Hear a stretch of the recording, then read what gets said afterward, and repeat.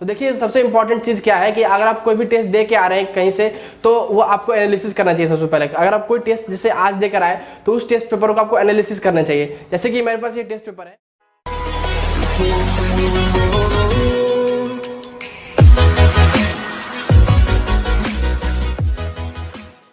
So hello friend, welcome to S academy. तो यहाँ पे मैं इस वीडियो में उन बच्चों के लिए बात करने वाला हूँ जो 10th से 11th में मूव कर रहे हैं, जो कि फ्रेशर से अभी या तो आपका नीट का प्रिपरेशन चल रहा है या फिर आपका जेई का प्रिपरेशन चल रहा है। आपका कोई भी स्ट्रीम है, अगर आप उस नीट और जेई के अलावा भी कोई आपका किसी चीज़ का प्रिपरेशन आप कर रहे हैं तो आपको ये वीडियो देखना है, क्योंकि अगर आपने कुछ टेस्ट दिए होंगे अपने स्टार्टिंग टेस्ट तो उसमें आपका कैसा मार्क्स आता है स्टार्टिंग टेस्ट में वो मैटर करता है। क्योंकि अगर आप उस पर काम नहीं करते हैं तो आगे चलकर जो आपका एग्जाम है उसमें अफेक्ट पड़ता है। तो इस वीडियो में बात करने वाला हूँ कि अगर आपने अपना स्टार्टिंग टेस्ट दिए हैं नीट या फिर जेई के लिए, तो अगर आपका मार्क्स खराब आया तो उसको कैसे इंप्रूव करना है। तो इस वीडियो को आप पूरा देखिएगा। उससे पहले मैं आपको बता दूं कि हमारे चैनल पर नीट 2020 के लिए टेस्ट सीरीज चल रहा है, तो उसे आप ज्वाइन कर सकते हैं। उसके रिगार्डिंग सारे डिटेल के लिए वीडियो अपलोड कर दी गई है, तो उससे आप ज्वाइन कर सकते हैं। अगर आप आगे की नीट का भी एग्जाम देने वाले हैं, 2020 के बाद भी एग्जाम देने वाले हैं, तो उसके लिए भी आप इस टेस्ट में ज्वाइन कर सकते हैं। बिल्कुल फ्री ऑफ कॉस्ट है, तो आप चेकआउट कीजिएगा हमारे चैनल को। तो चलिए आप हमारे टॉपिक के बारे में बात कर लेते हैं कि कैसे आपको टेस्ट में जो मार्क्स खराब आए हैं तो उसको कैसे इंप्रूव करना है।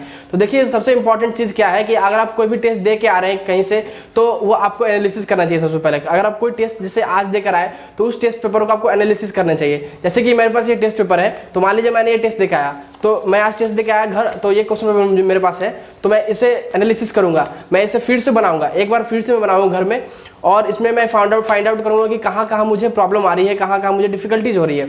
तो वो फाइंड आउट करके मैं उसमें पता लगाऊंगा कि इस क्वेश्चन में कौन से चैप्टर से रिलेटेड कॉन्सेप्ट है और वहाँ पे मुझे डिफिकल्टीज आ रही है, तो उस चैप्टर में मैं ज़्यादा वर्क करूंगा। मतलब अगर आपका टेस्ट खत्म भी हो जाता है उस चैप्टर का, तो उस चैप्टर में मैं आगे भी वर्क करूंगा। वैसे तो आगे वाला टेस्ट के लिए काम करूंगा ही, लेकिन उस टेस्ट पे उस जो चैप्टर जो पिछले वाले टेस्ट में आया उसमें मैं डिफिकल्टी हुई, उसके रिगार्डिंग मुझे क्वेश्चन नहीं बने, तो उस पर भी हमें काम करना है। ठीक है, तो अब तो ऑनलाइन स्टडी चलती है, अभी ऑनलाइन स्टडी चल रही है, ऑनलाइन टेस्ट भी हो रही है, तो उसके लिए तो आपको क्वेश्चन पेपर नहीं मिलेंगे, लेकिन फिर भी अगर आप ऑनलाइन टेस्ट देते हैं तो आपके पास टेस्ट पेपर रहता ही है। तो उस टेस्ट पेपर को आप फिर से सॉल्व कीजिए। मैं आपको कहूँगा टेस्ट आवर में तो आप सॉल्व करते ही है, उसके बाद आप फ्री टाइम में आप सॉल्व कीजिए उसको, और इस तरह से एनालाइज कीजिए ताकि आपको पता चल जाए कि इस चैप्टर से जो क्वेश्चन आ रहे हैं उसमें मुझे डिफिकल्टीज हो रही है और उसमें मुझे क्वेश्चन बनाने में प्रॉब्लम आ रही है, उसका क्वेश्चन जो है मुझसे छूट रहा है। तो उसके बाद नेक्स्ट स्टेप क्या है कि अगर आपको पता चल जाता है कि मुझे इस चैप्टर में डिफिकल्टीज हो रही है, इस चैप्टर में मुझे और काम करना है, तो क्या करना है कि हाँ उस चैप्टर में आपको काम करना आगे चल के। जैसे अगले टेस्ट होने वाली है तो उसका तो प्रिपरेशन करेंगे ही, उस टेस्ट में जो चैप्टर्स आ रहे हैं उस पर,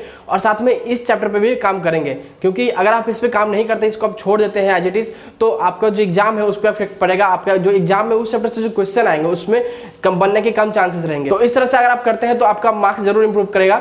तो आप जो मैंने आपको बताया उससे आप जरूर फॉलो कीजिए। 2 स्टेप सिर्फ आपको फॉलो करना है। एक तो कि आपको टेस्ट पेपर एनालिसिस करना है, जैसे आप टेस्ट दे के आते हैं तो उस पेपर को एनालिसिस करना है, दोबारा बनाना है।